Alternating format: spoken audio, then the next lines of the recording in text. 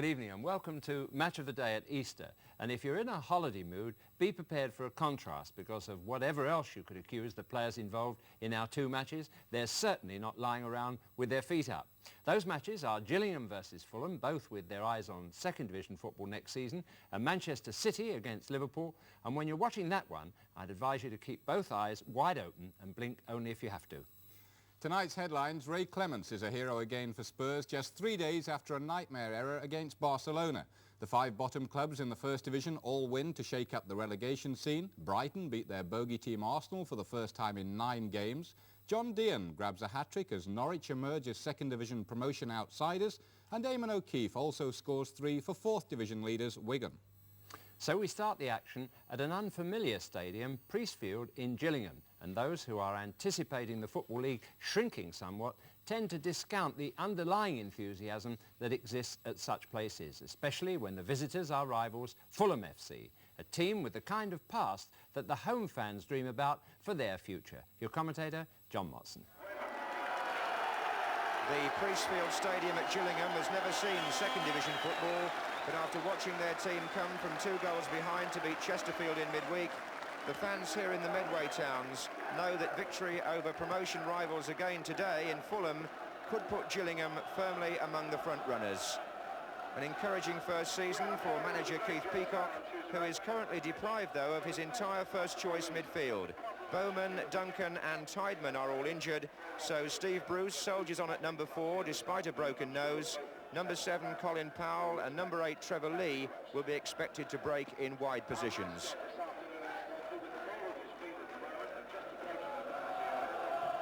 Fulham are unchanged with 2 recent under-21 caps in their defence.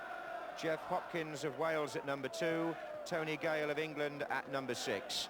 Their young centre-forward, Dean Coney, has scored 16 goals in his first full season, and his partner, Gordon Davis, has taken his total to 21. He's the highest scorer among third division players. Referee Martin Boddenham from Brighton. Fulham in white shirts and black shorts playing from the left get this promotion match underway. Gillingham unbeaten in their last 7 games. Good little run which has taken them to the fringe of the promotion race. Fulham have been among the front runners most of the season, with 7 away wins to their credit. There's a foul by Brown on Price.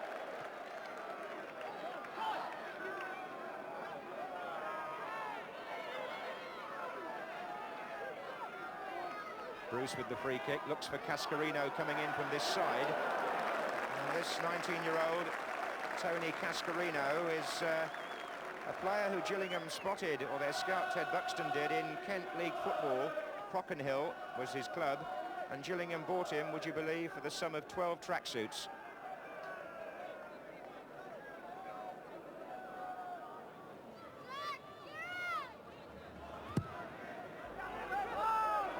It was Lee, and here's Price. Powell.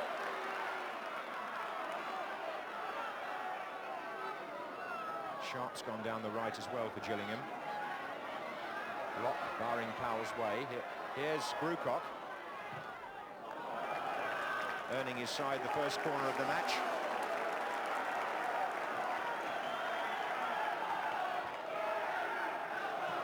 John Sitton, who scored in the last 2 games, is going forward for the corner. He's wearing number 6. Powell playing it short. And Cascarino! What a good save by Jerry Payton. The corner played short to Grucock, who knocked it in well. Cascarino arriving with an instant shot and a very good stop. Another corner to Gillingham.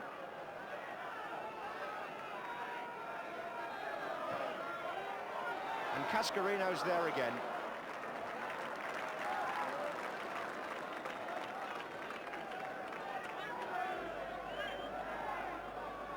Jerry Payton's won 19 caps for the Republic of Ireland.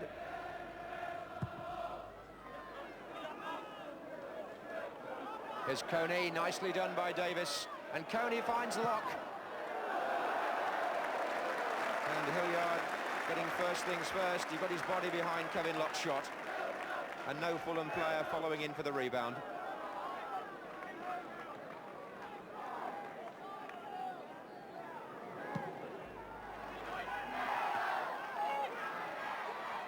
Here's Price. And Lock getting in front of Powell, sitting with the header. And Bruce taking them both on and leaving one of them, Kevin Lock, on the ground. Here's O'Sullivan.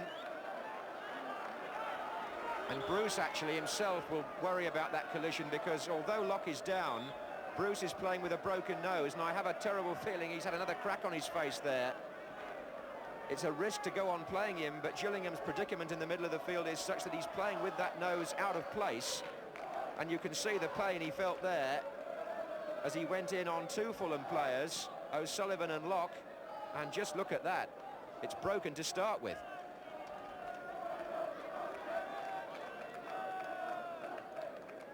But he's a brave fellow, and one of the most impressive players in the third division this season, Steve Bruce. Kevin Lock, a former winner of an FA Cup medal, was with West Ham against Fulham, curiously, in 1975, when he was playing in the back four. He's in midfield at the moment, and recovered, it would seem, at least for the time being.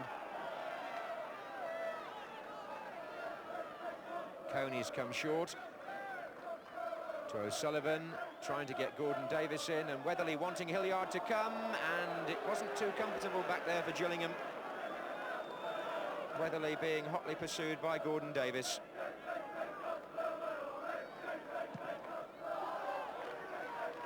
Cascarino to Price, and here's Lee. Drifting away from the far post, and indeed away from Price, who was 2 or 3 yards off that.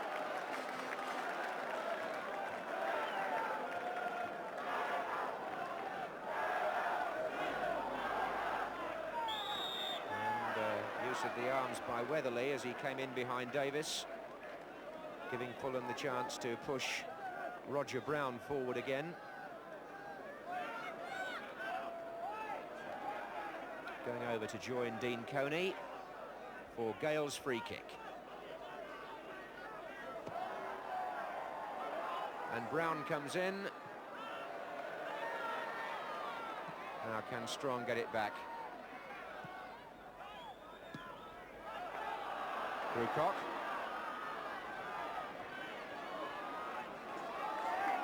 Right at the end of the first half, Gillingham with Adams. Lee's made his run down the left, and Adams has bent that ball beautifully round Hopkins. Now then, oh, good recovery by the fullback. 18 years old next Wednesday, Jeff Hopkins. An important interception there after he'd initially been caught out by the pass.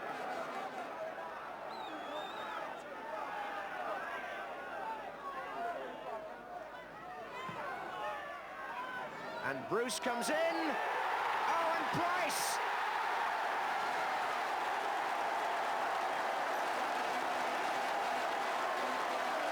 Well, I think Bruce is going to have a go at claiming that. He's pointing, saying mine.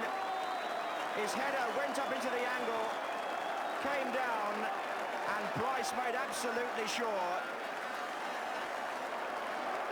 And both players are claiming the goal. Little conversation there in the centre circle. Bruce clearly thinks his header was already in, but Price was on hand to make absolutely certain. And either way, Gillingham are in front.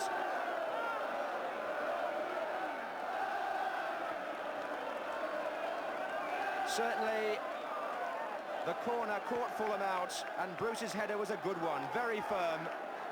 And he's saying, ref, how long? Well, only a matter of seconds to half-time. And that's put the Gillingham supporters in good heart at the end of what was becoming a tricky first half for them.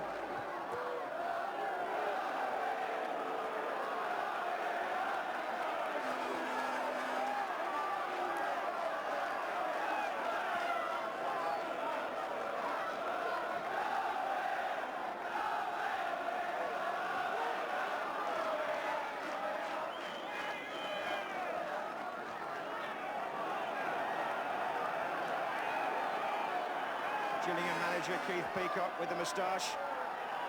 There's Lee, and that's Cascarino, and tipped over by Payton. And all this activity at the Fulham end occurring in time the referee has added on for the lengthy stoppage over the injury to Kevin Locke. And that one's easy for the goalkeeper. And the referee blows. And the roar signifies that Gillingham have got what could prove to be a very important goal just before half-time. And the little joke that's going on is who's going to claim it. Steve Bruce thinks his header was already in. And he's going to go across to Ken Price, who made absolutely sure by blasting the ball back in the net. And while they sort that one out, the Gillingham fans are only too pleased that their side are in the lead in this vital match. Steve Bruce's 6th goal of the season, confirmed to his satisfaction by the referee, who agrees the header was already in before Price made certain. With the 3rd division promotion race so crowded, the 3 points for a win now becomes even more significant. The difference between a victory here and a draw could mean an awful lot to both clubs. And with the ball lost for the moment on the roof of the refreshment hut, Fulham have the onus on them in this second half. And the little bit of fun with the balloon. He's quite a character, isn't he, Steve Bruce?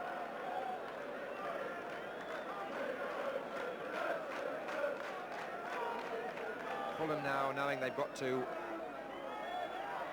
Leon, and oh, it's got it, it has Colin Powell.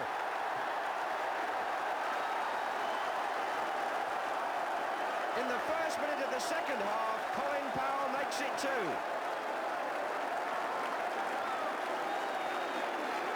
Well, Steve Bruce, when he got the ball back, made good use of the throw, because Trevor Lee flicked it on, and Colin Powell's shot up against the bar and in.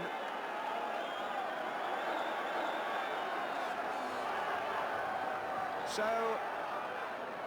if the responsibility for coming forward was Fulham's, it certainly is even more so now.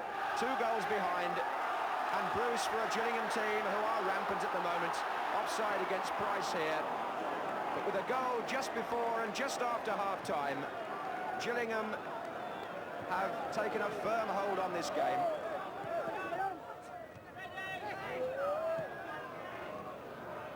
Wilson and O'Sullivan, and wide of him Hopkins. Now the penalty area packed. Fulham with 6 men in there. O'Driscoll, corner.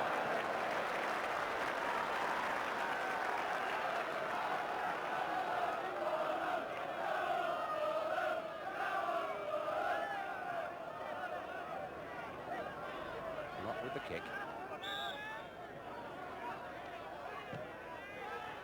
Right across, first off Adams and away by Sitton.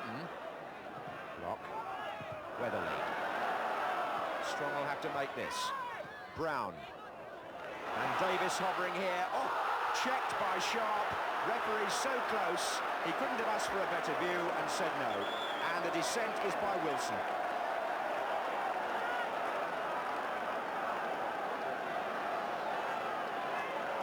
It's O'Sullivan being told to go away, but it's Wilson who's in trouble, number 8.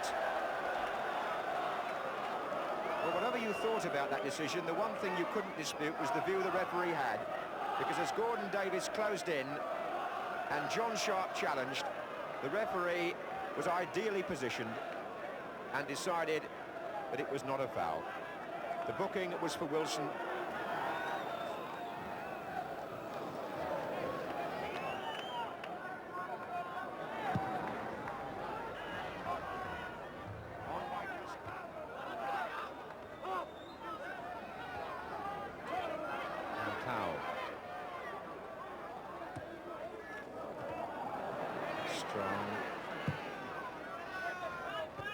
Weatherly winning his battle with Coney again.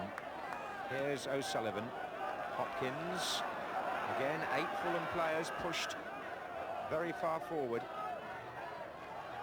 Still Hopkins. Coney. Gillingham had to pull 10 back now. Gale. Strong continues his run and charges in on Hilliard. But you'll see the Fulham back four now committing themselves more and more to attack, because with time very much against Fulham, they've no more to lose.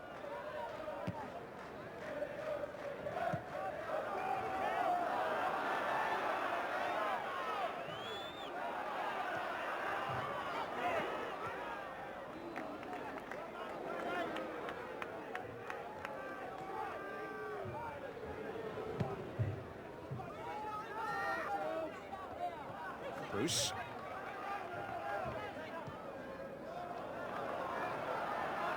Again, that delicate ball out to the left wing by Steve Bruce. It's on the left where Lee has been operating for most of the afternoon. And he'll leave the throw to Adams.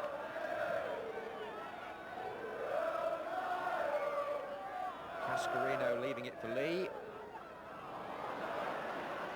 And O'Driscoll to Locke. And now good running by Robert Wilson on the right, beaten by Adams. And this could be interesting. Lee on to Cascarino. Now then, can he make it? Les Strong fouls him, and Cascarino went on, and the referee will speak to Strong. It's an interesting piece of refereeing that. He's had to give the corner simply because he played an advantage when Strong committed the foul, but he still spoke to Strong about ungentlemanly conduct, or what I suppose would loosely be called, and in many ways wrongly called, the professional foul. But a referee's only got one of two choices there. He either stops the game and deprives the man the chance of scoring, or else he lets him go on and can't have it back if the player doesn't score, which in that case he didn't. Brewcott with the cross, and Payton comes to meet Lee and Cascarino. One shouldn't either forget that it was Jerry Payton who defied Cascarino at the end. Here's O'Driscoll.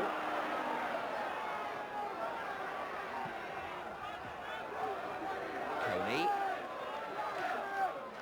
And a foul by Bruce, no question about that. And the referee saw that as a quite deliberate piece of obstruction.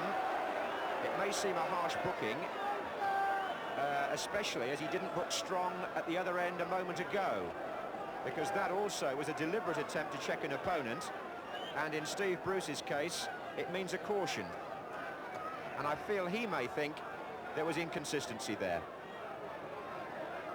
However, it's a free kick to Fulham.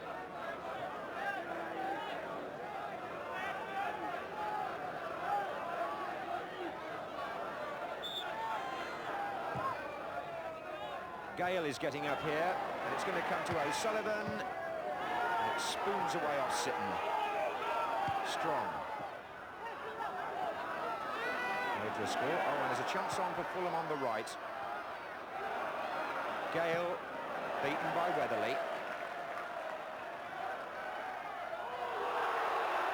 And Cascarino away from Hopkins. He's on his own, mind you.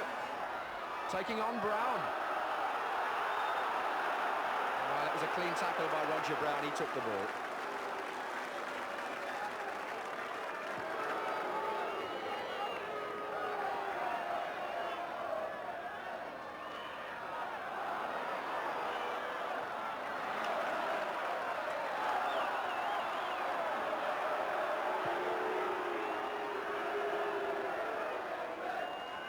Coney. O'Sullivan, 8 minutes to go, and things getting desperate now for Fulham. O'Driscoll though, and again.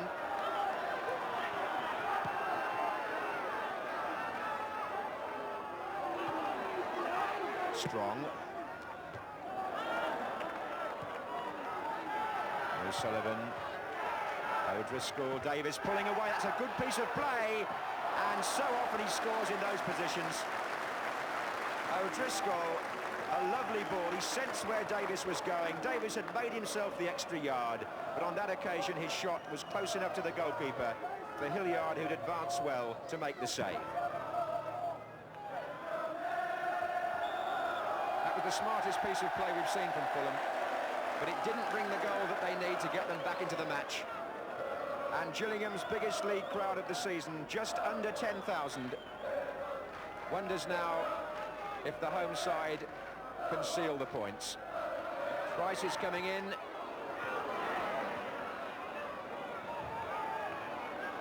And here's Wilson.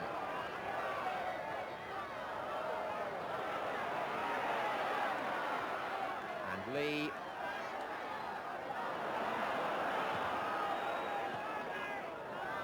Oh, it's a good back heel by Gale to O'Sullivan. It gave him space.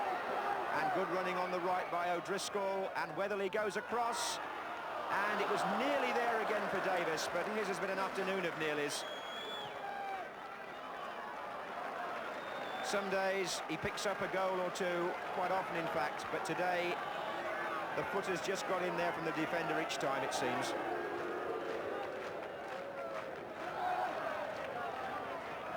O'Driscoll. And Gale. And that came off the defender.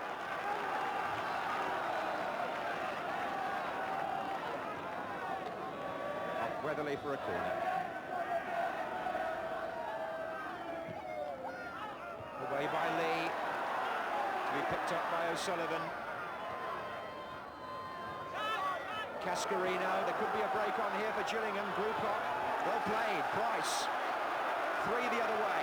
Fulham scampering back. Grewcock's made his run towards the near post. There are 2 further over. This is Bruce. In for Cascarino.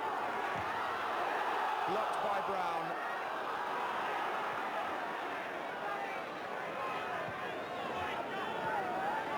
Minutes to go. Fulham still 2 goals down, having been punctured by a goal on either side of half-time.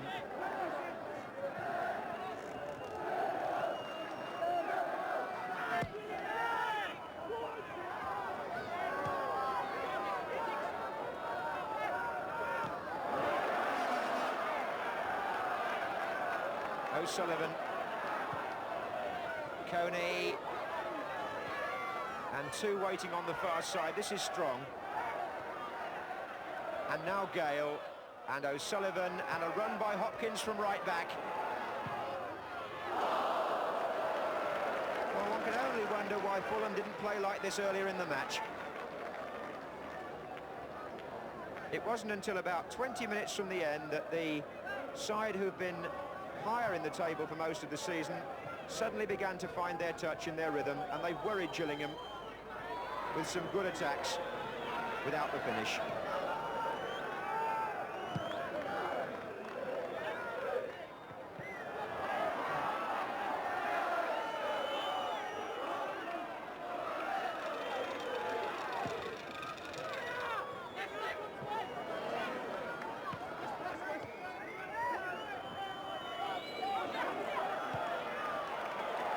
Nicely done again by Bruce. Adams joining the attack. Cascarino on the left. And so too is Grewcock. This result looks like opening up the 3rd division promotion race still further. Just a couple of minutes to go. Gillingham 2 goals to the good.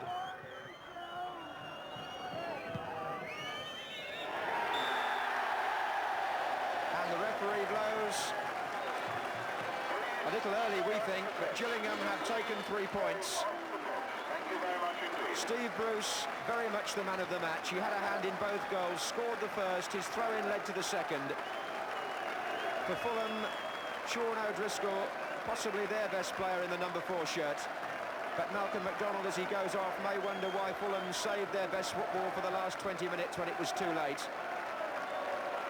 While Gillingham have now played their way very firmly into the 3rd division promotion race and given this neat little stadium something to cheer, no doubt, for the rest of the season. Gillingham 2, Fulham 0. Well, you had me worried at the start, Steve. You told me that you were playing with a broken nose, and one of the first pieces of action you were involved in, you got another crack on it. Yeah, that happened the other night too. I think it was just a ball went up and I had to go for it, sort of thing, and it just caught me on the nose, and that was it. And but lucky enough, it didn't do really much damage. It started to bleed a little bit, but it's starting to go back in now, so it's not too bad. You were quickly back in the action, scoring the first goal, and we must make the point that you scored it and that Ken Price didn't. Yeah, there was a big fuss in the dressing room and everything. We didn't know whether the referee had given it or not, and the Price was there to stick it in, and we'll see on television anyway who stuck it in. Well, I think the referee has confirmed that it's yours. Confirmed. Oh, well, that's very nice anyway, so I'm happy about that. Price will not be too happy, like, so... And then just after half-time, a throw-in on the left, which at the first you're going to take with a balloon. Yeah, well, I just picked up a balloon. I think the ball was on the roof or somewhere, so I picked up this balloon just for a lark on anyway. And anyway, it turned out quite well for because it might have broke their concentration a little bit, and Paddy Powe's come in and stuck it at the back.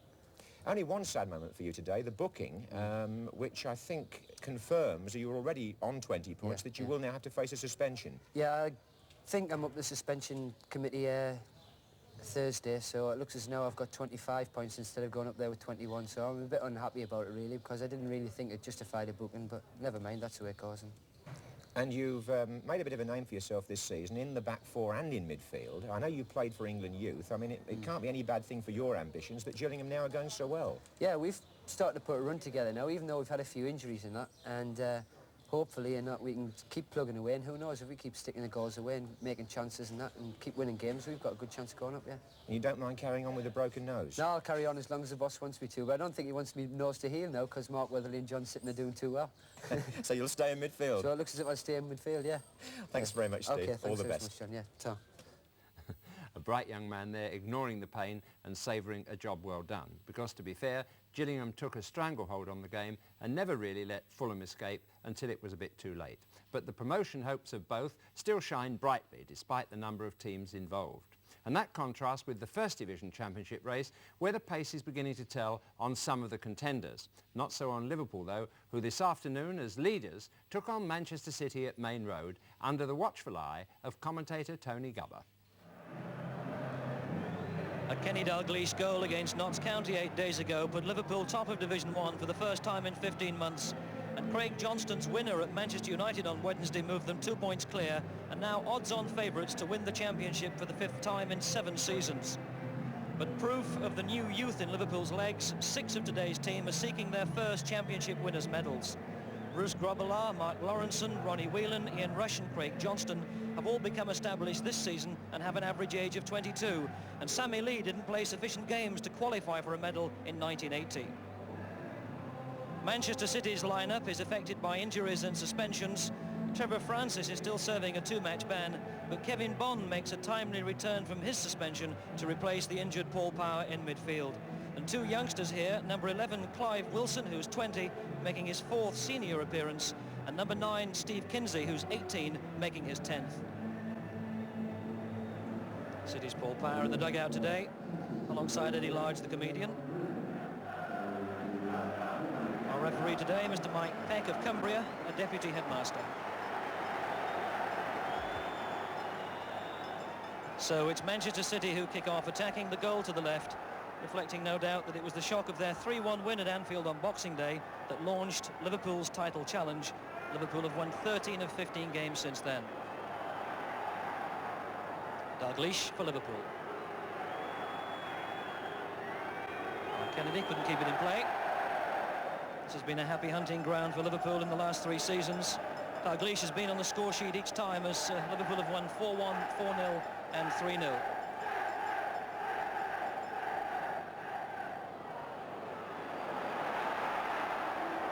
Grobbelaar's hands were firm enough. Ever-present Grobbelaar since he replaced Ray Clements. His 52nd consecutive game for Liverpool today.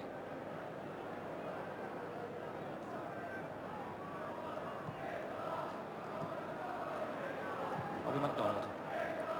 Hartford. Now Whelan for Liverpool. Dalglish. 3 is Lawrenson. Phil Thompson. That really asks too much.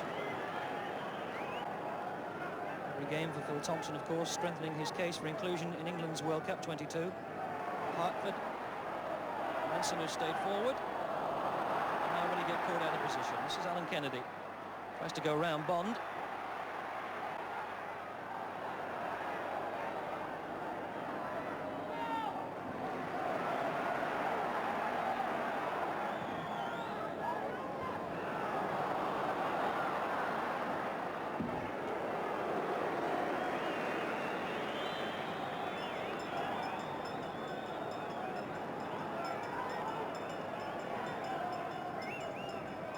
Rush turned well, tries to get it back to Whelan. Neal. Lee on the outside. Liverpool with plenty of players forward here.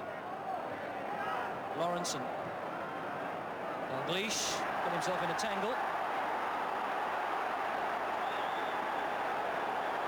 And rather kicks, it appeared. Kevin Bond there. Dalglish getting a bit impatient with himself, unable to dig that ball free. Aware of Bond behind him. Mr. Peck with some stern words for Kenny Dalglish.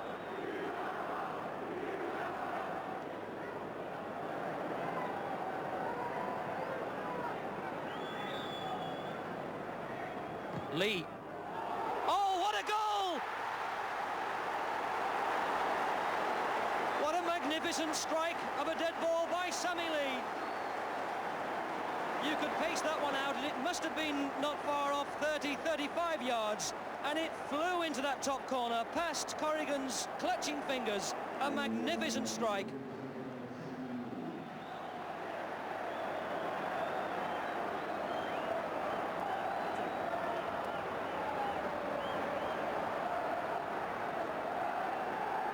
Ryan for City.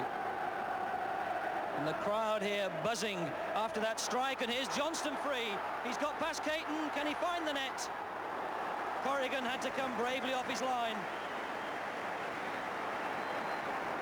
Craig Johnston, man for man there with Caton. He got free but couldn't quite reach the ball as Corrigan came quickly off the line. City have got players forward here.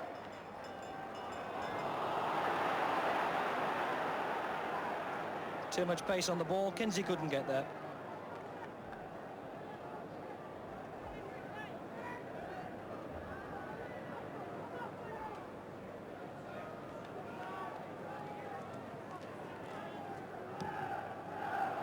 Oh, what a bad kick straight to Ryan. Is it Kinsey on his outside? There's two men here.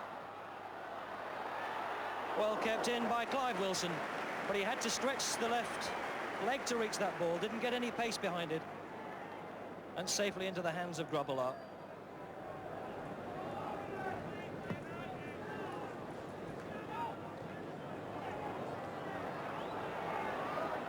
Rush. Was he held by Caton? Well, the referee waving play on, indicating that it was the other way around.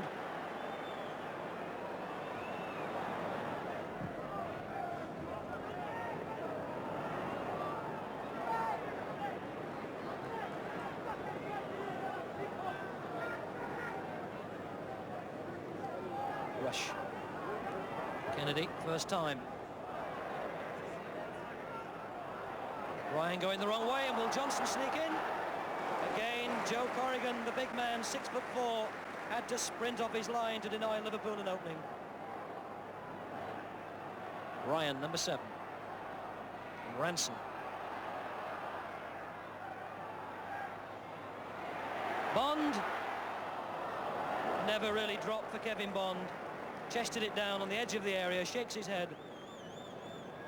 Trying to get in the early strike, but it didn't really drop and never got it on target.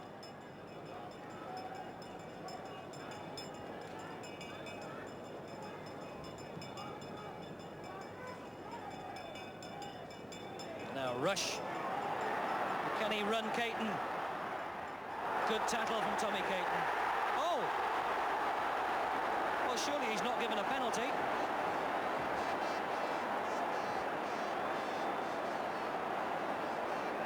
Tommy Caton can't believe it, and neither can Joe Corrigan. The words are getting very heated. Caton's been pushed away by Corrigan. Referee Mr. Mike Peck of Cumbria has given a penalty for what, from our commentary position at least, appeared to be a fair challenge on Rush by Caton. The main road crowd showed their displeasure. But it's Phil Neal who's to take this penalty for Liverpool.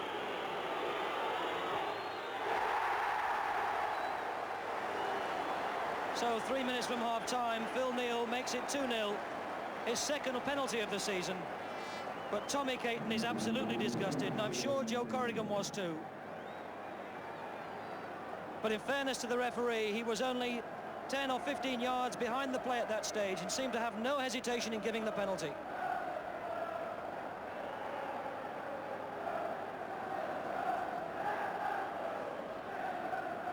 Asa Hartford, Wilson.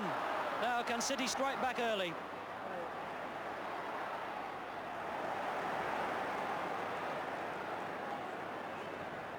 Johnston.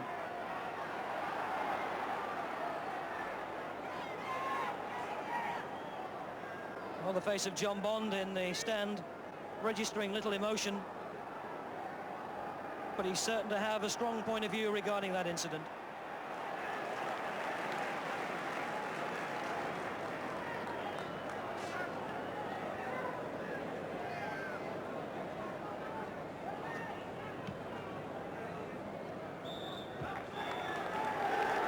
The whistle goes for half-time. A first half with a stunning free kick from Sammy Lee to give Liverpool the lead after 8 minutes. But Tommy Caton is certain to be seething in the dressing room at half-time over that controversial penalty incident when he was adjudged to have fouled in the box just before half-time.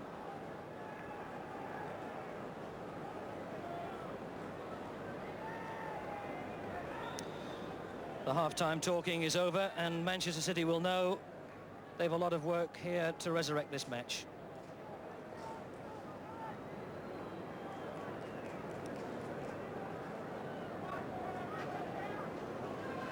Grobbelaar really hardly troubled by City in the first 45 minutes.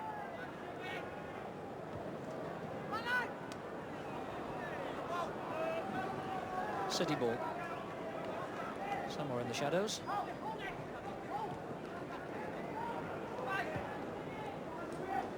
Hansen.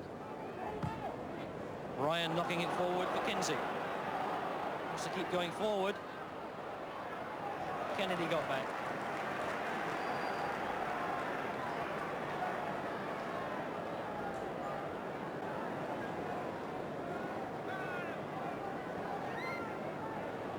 Punched away by Grobbelaar as far as Hartford. But couldn't get past Kennedy. Dalglish. And a Liverpool throw.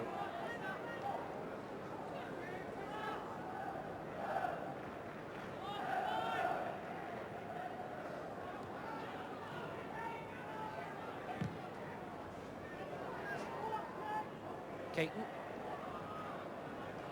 Wilson. McDonald.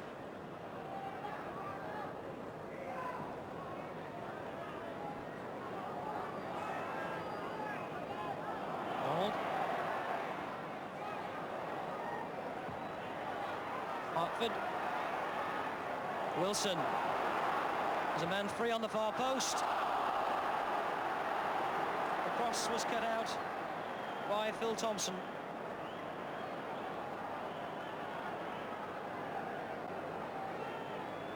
So City gain a second corner.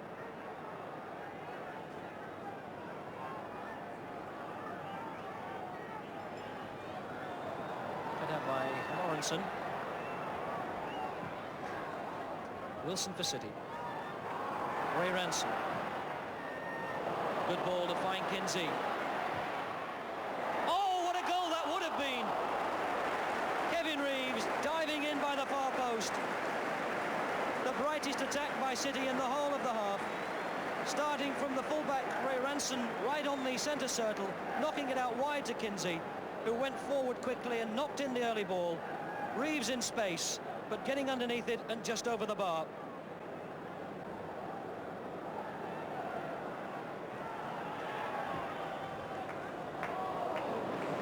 Nicky Reid never took his eye off the ball and grew tall enough. Now Bobby MacDonald. Cut out by Neil. Johnston. A rather hefty kick. And it looks as though the name of Nicky Reid is going into the book of referee Mike Peck.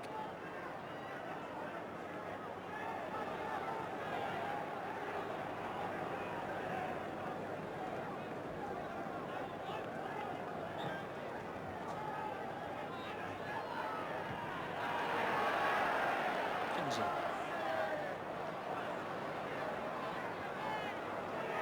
Asa Hartford.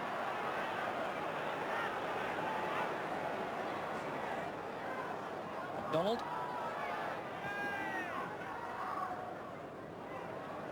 Phil Thompson. Lawrenson. Liverpool making it look so easy.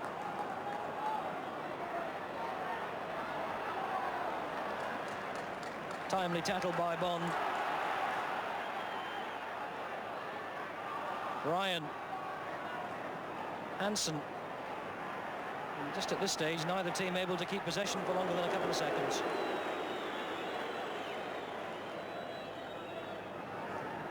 City substitute Haredi, 27-year-old Norwegian international, just warming up along the touchline.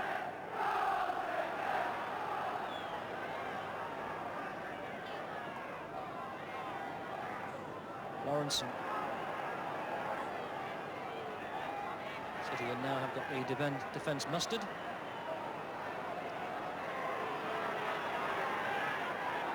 Liverpool content to keep possession. Oh, Russian Caton again, and he's got free.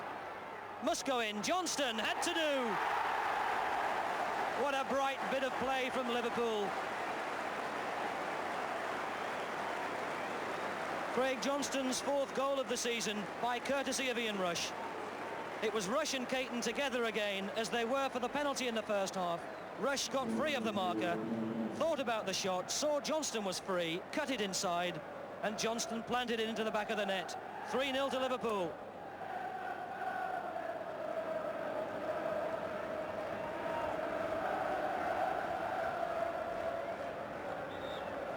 Well, Rush hasn't got on the score sheet this afternoon, but has been so effective for the league leaders.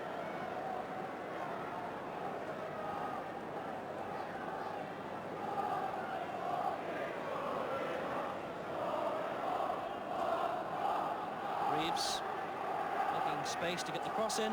Hartford's there, and so was Grobbelaar, who hoists it quickly for some reason. I thought it had gone straight into the crowd. So dark underneath the grandstand here with this very bright sunlight. Rush appeared to handle. Complaining about the close attention he was receiving from Nicky Reed.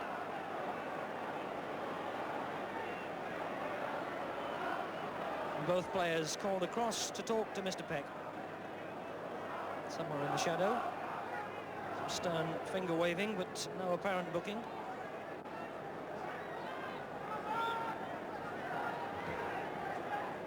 Rush. Alan Kennedy. Still Kennedy. Oh, what a goal from Alan Kennedy!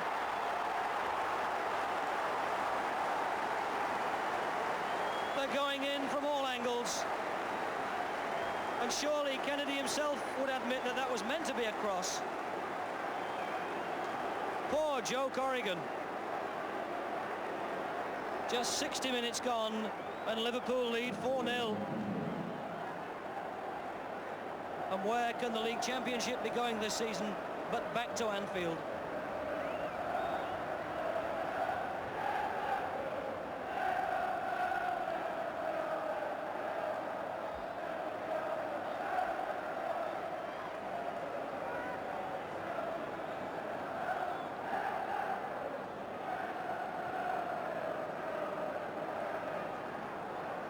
Oh, Bob Paisley has won 16 trophies with Liverpool in his 8 seasons as manager, and the League Championship this season would be the 17th.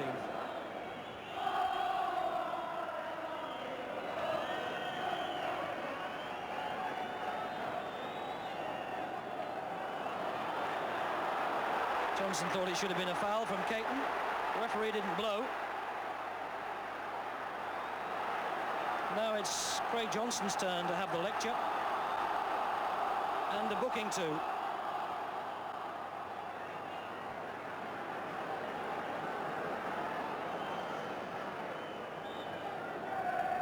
Johnston. Sammy Lee. Dalglish appeals for it.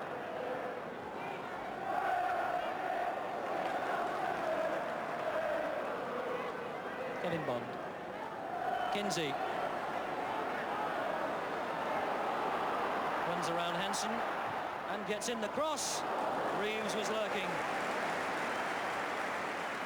Well, Steve Kinsey has looked a really bright player in the second half. Only his 10th appearance in the senior team today.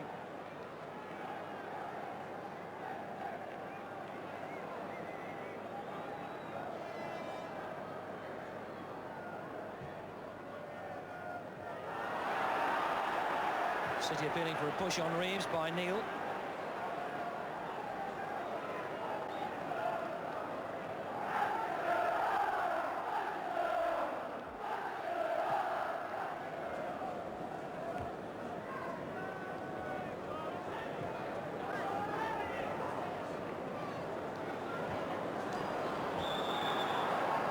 Offside.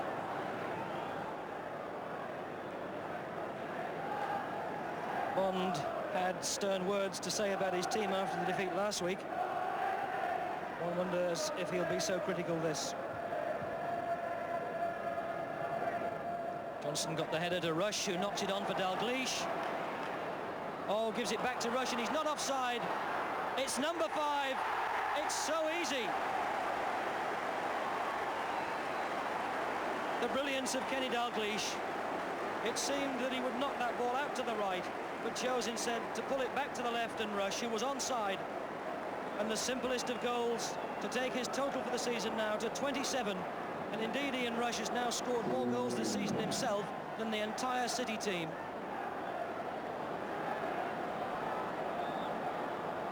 A crushing, humiliating defeat for Manchester City at the hands of the team who surely must lift the championship.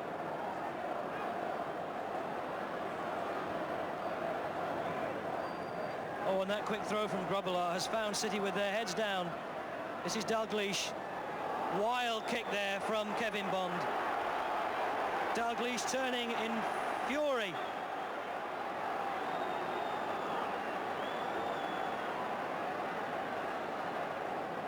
Bond accepts the booking, but a moment that really sums up City's day. An afternoon of despair and despondency. Nothing has gone right, and they've been punished for every mistake.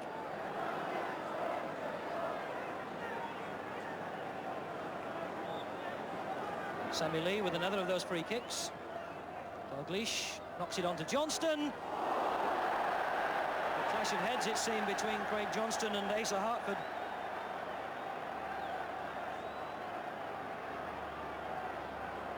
Both players still down. The neat little free kick from Liverpool, giving Johnston a sight of goal. Hartford closed him down, and they both took a knock. Both players recovered.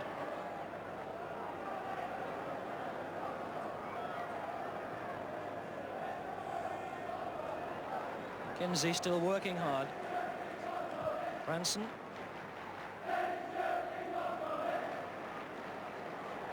Wilson. MacDonald.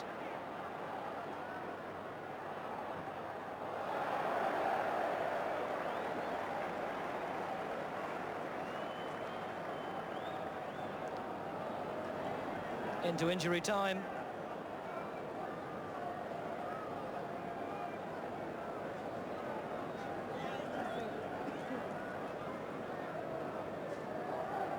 As Grobbelaar kicks, the referee looks at his watch and blows for the final whistle.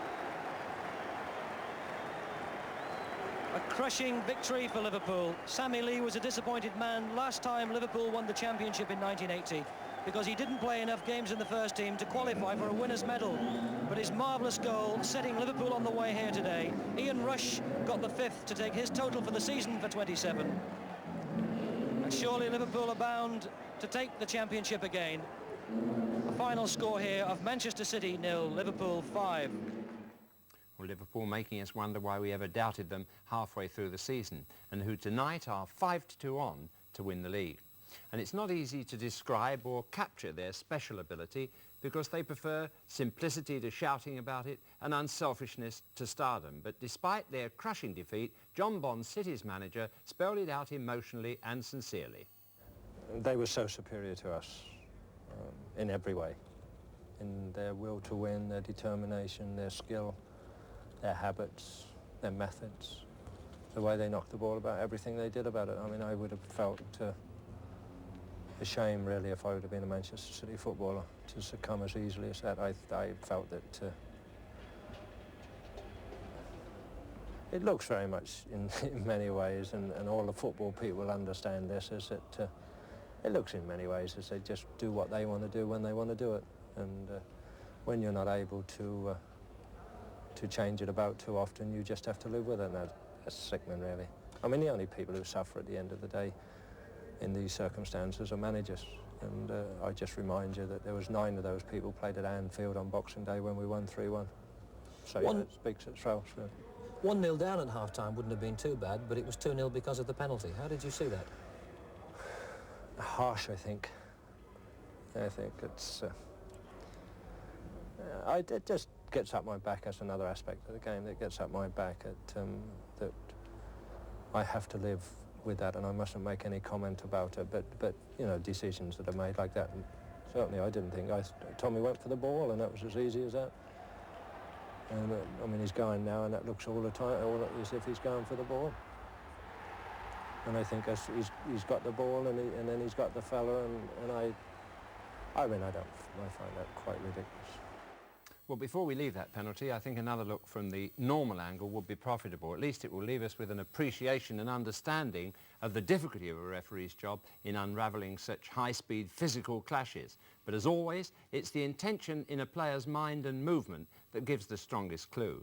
This angle here, I think, reveals far more than the other one. You can see if Caton had wanted to bring him down, he could have done it outside the box. But his intention was to tackle for that ball, and you can see his right leg stretched out there, hooking the ball back with the outside of his foot. But that was a different view and a better view from the one the referee had, which we've already seen.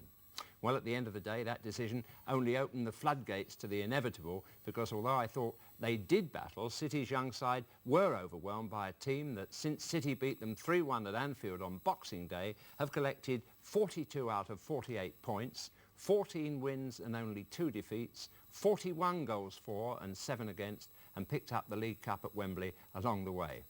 Well, there was one sequence today that demonstrated their simple strength and what it's like to be on the wrong end of their most relentless teamwork. It started with Phil Neal playing this first-time ball forward. And you can see, for those who say he can't play, what happens next. He receives it again, flicks it off the outside of his foot to Dalglish on the right, who's taking his turn to make the space. It's helped on quickly to Johnston. His thrust is blocked, but see how Dalglish maintains the position there to support. That's the moment when City thought they were off the hook, but it wasn't to be. In the end, Thompson has to come up from a deep position to continue the build-up. Always simplicity. This time it's Lee's turn to make the width on the right. Lawrenson finds himself spare. They're still searching for the opening, and the man to make the opening is coming up now from this pass. It's Craig Johnston. He sees the space between the two players, flicks a through ball, Rush turns, evades Caton's tackle, and Johnson reached the dividend from his first through pass. So simple, but if you look, you'll see 9 Liverpool players in the City half. They dominate, they tantalise, and they destroy. That's Liverpool.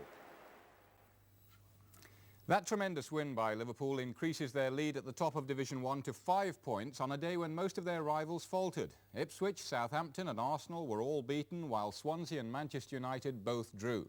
Certainly 2 managers in the top 7 won't concede that Liverpool are nearly home and dry. Swansea's John Toshak said after his team's 1-1 draw at West Ham, "It's ridiculous to talk about the league being a 2- or 3-horse race. We still have 24 points to play for, and we can't be written off."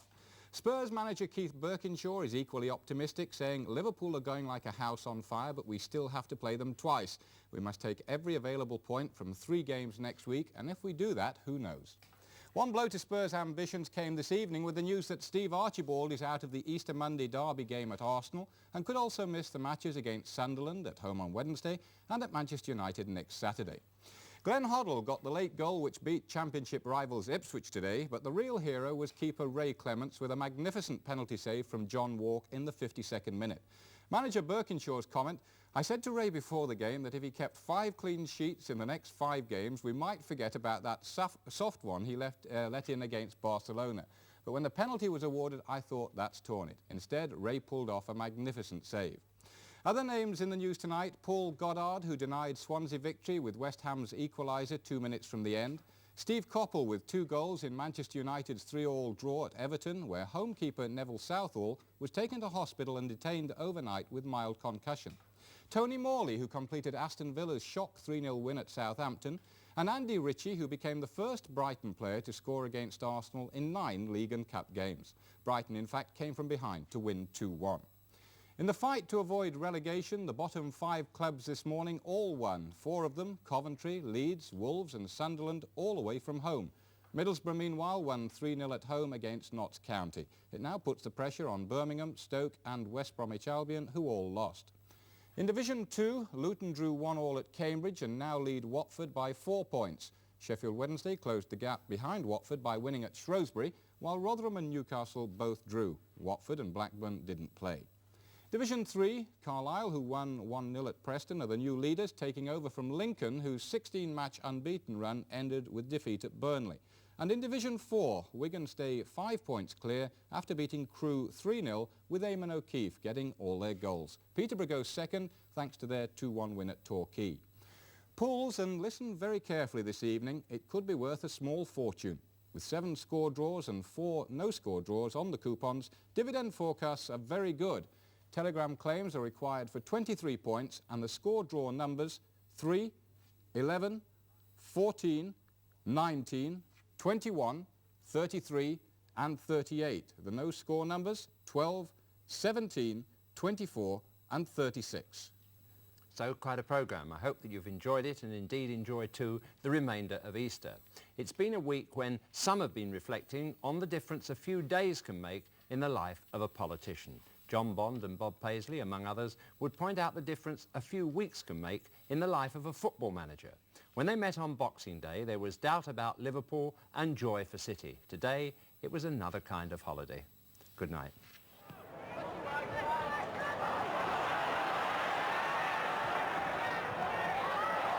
Kinsey, Hartford rather getting in and scoring a superb goal.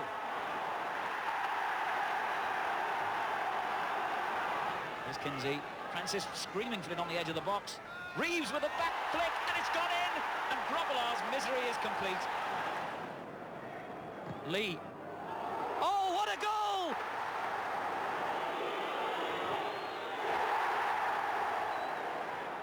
Liverpool content to keep possession. Oh, Russian Caton again, and he's got free. Must go in. Johnston had to do. Alan Kennedy. Still Kennedy. Oh, what a goal from Alan Kennedy!